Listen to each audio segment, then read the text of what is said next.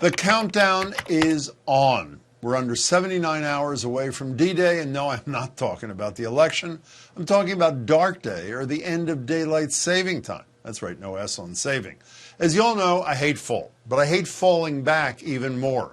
And this year is worse than ever. First of all, the semi-annual clock change essentially gives Halloween night an extra hour, or at least the feeling of an extra hour, for those too old to be trick-or-treating 20-somethings who show up at my door, sans costume, asking for candy with voices deeper than James Earl Jones.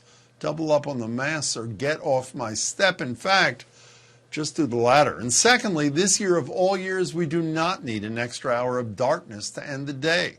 The last thing we need is one more sunless reason to depress us after 7 months of feeling like we're stuck in a Bill Murray movie.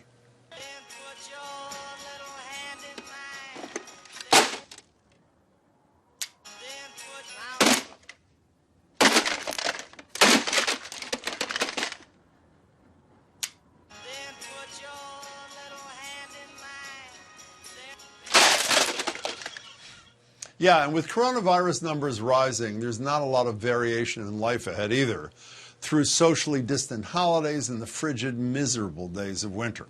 Already, the number of adults reporting symptoms of depression and anxiety has nearly tripled since coronavirus restrictions began. But that extra hour of light would help keep up spirits, give us time to enjoy the outside like nature intended, offering at least a little balance to the work from home, online learning, and essential employee schedules that have us all running ragged.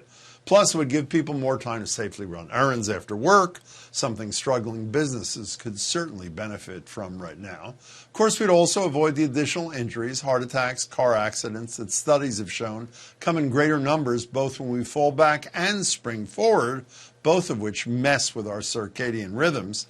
And finally, according to a July survey from the American Academy of Sleep Medicine, a majority of Americans support the idea. So what are we waiting for? Over the last 3 years, 13 states have passed bills or resolutions to make daylight saving permanent, and at least 25 others have or are still considering it, including Massachusetts. Ultimately, it's Congress that has the final decision, but luckily, there's some rare bipartisan support for this one. It was Democratic Senator Ed Markey who extended daylight saving by moving the start date from April to March and pushing back the end date from October to November. Then there are Republican senators Marco Rubio and Rick Scott who regularly file a bill called the Sunshine Protection Act, which would lock the clock and make daylight saving permanent for at least a year. Even Donald Trump signed off on the idea last year. And frankly, even I'm getting sick of my biannual rants on the subject, but until our legislators see the light, I'll be keeping at it until we all do, all year long.